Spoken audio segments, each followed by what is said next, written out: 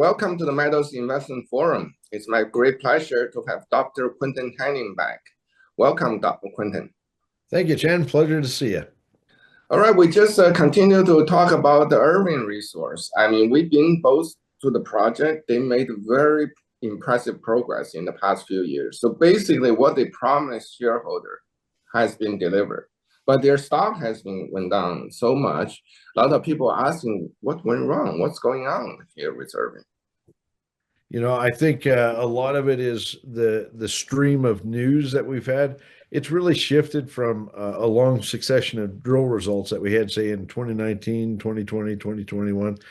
And we've been focused more on bringing our joint venture partners in, you know, looking at JX now being part of our OMU project. Really big step. That means we can actually take the OMU project, you know, towards development and actually make a smelter flux operation out of the project. So, you know, it's a transitional period, but man, I'm telling you, we have the right partner. We have the results. We're doing more drilling at we and OMU project in general. We're doing some more drilling that's going to really show the world we can build a first-class smelter flux operation here. Well, great. It will be the first mining permit for decades, right? In the post-World War, I heard. It's since Hishikari, you know, basically. It's Hishikari, right. Yeah, it was the last major or, you know, significant gold mine permitted and put into production. So this is a big step. It's not, you know, Hishikari scale by any stretch, but this is a big step for Japan. It's kind of the reincarnation, if you will, of gold mining in Japan. Yeah. Wow, great. So exciting. So much excitement. I went to Japan. I look at the people there, you know, employee, they're very excited. It just seems to be there's some disconnect to the here in the market in Canada or North America. It is, you know, I just look at the market and the juniors, they're starting to lift, you know, a few of them have shown a little bit of life here recently, but it's been such a brutal 2 or 3 years now. And, you know, it's not just us, it's everyone that's suffered, or nearly every company. We need to see that money come back. I mean, you know, the volumes in the venture exchange are still pretty low, even though gold's at $3,000 an ounce. I mean, it's almost insane. But I think you said it so well yourself that this is actually the right time to come into the market, because this is when you get good deals. So. Oh yeah, absolutely. Yeah, there's so many opportunities out there. The valuation is all over the place. People just don't know. You know, a lot of people just left mining, junior mining altogether. So we have a reset and restart. Yes, that's right. And we have lots of exciting news coming from Yamagana as well. We've got a pretty robust drill program scheduled for this year. Of course, we have the joint venture partners with Newmont and Sumitomo Corporation there. And I think over the next, say, 6 to 12 months, we're going to see these drill holes that we've got planned really tell us what kind of potential there is on the property. I'm very optimistic we're going to see some extensions of high-grade veins there. Wow. And then just remind us, the Hishikari is the most profitable gold mine on earth, I heard, right? So, and then they only work 5 days a week. It is. You know, it's truly a unique operation. Hishikari, when it first started, they didn't build a mill. They didn't have to capitalize a mill or a tailings facility or any of this stuff, because it is a smelter flux operation. They mine quartz-rich rock that has a lot of gold in it, and then that rock is literally just put into bulka bags, shipped to smelters around the country, various smelters, and the gold is recovered in the smelting process. You know, and that means the cost is just it's so much lower than any other gold mine on earth. It's almost obscene how much money they make.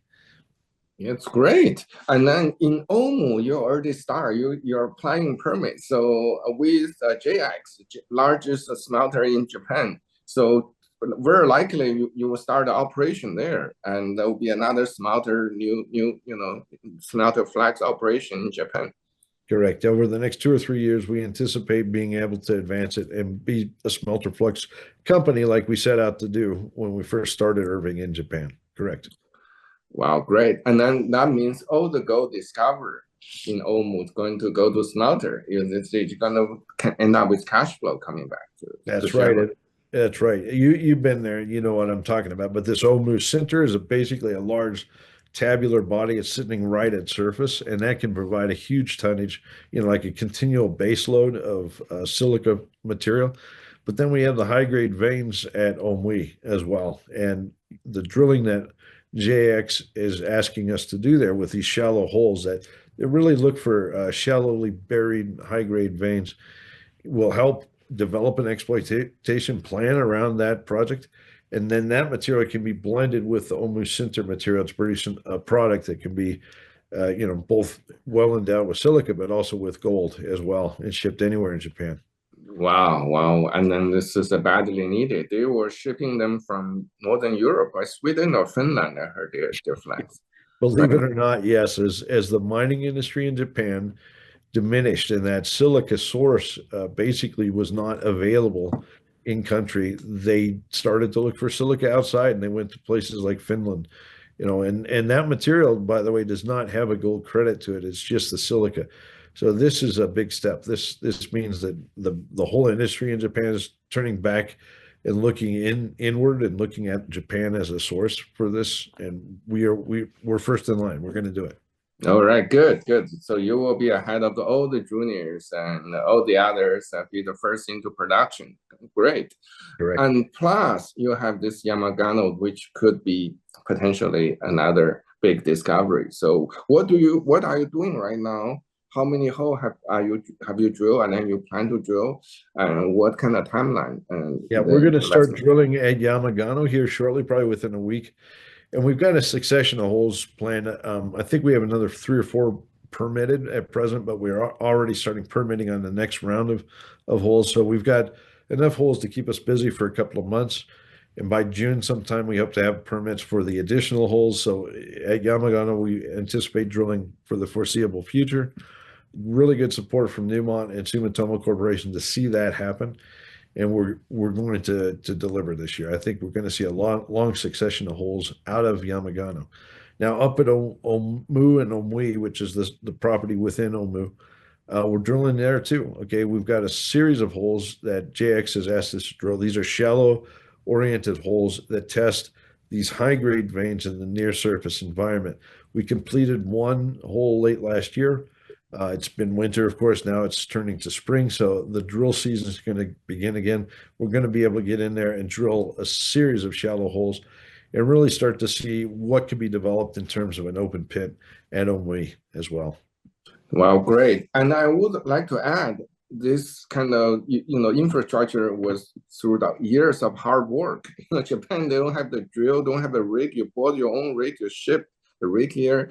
You have the drillers immigrate, I mean, from Peru or somewhere, and then to get a visa, not very easy. Take years, and then it's finally the groundwork has been laid off, and we shareholder now can enjoy the upside. We're training, people in country now. Okay, we've got contractors and people who are starting to get the skills necessary. But it's amazing, Chen. It's almost like rebuilding the entire mining industry in Japan. We have to build from the ground up. Yeah. Wow, wow, great, great. Maybe you mentioned a little bit more about other projects. You seem to have another project to the west somewhere. Is there some excitement on that too? Yes, Noto Peninsula, which is on the west side of Honshu, which is the main island. The Noto Peninsula is basically a geologic belt of volcanic rocks, and we've suspected that it hosts, potentially hosts gold veins. The reason for that is there's a little island called Sado, Sado Island, Sado Island, that's just off the northern end of this peninsula. And Sado has one of the most famous gold mines in Japan, the Sado Kinsan mine, which operated for many, many years. It's a historic mine that produced millions of ounces of gold, very high grade vein. And that geology carries on down onto the Noto Peninsula. So we did BLEG sampling, so stream sediment samples across this peninsula a few years ago, and identified several pretty robust anomalies. Okay, these are areas where there really wasn't historic mining, but they're clearly shedding gold. The stream sediment data tells us there are targets within these areas. So now that we have that data, we are planning to do follow-up work. This would include soil sampling, things like this, to better define the targets. And once you get in and start doing that soil sediment sampling, you also, because you're walking across the ground on a very tight grid, you're also effectively exploring it. You know, you're able to see hidden outcrops, and this is a vegetated area. So, you know, you got to kind of crawl through the bamboo, but, you know, we're hoping to actually see outcropping signs of mineralization that are generating these anomalies. So, yeah, it's going to be an exciting year for kind of grassroots exploration at Noto. Correct. Wow. Wow, great. Looks like you have 3 projects in different stage of the sound curve. So There you I go. mean, one of those can break out, you have a very successful year. Thank you. Yes. Okay, great. Quinton, looking forward to hear from you soon. And looks like something exciting is happening in Japan finally after years of preparation. Yeah, we're finally there. Thank you very much, Chen.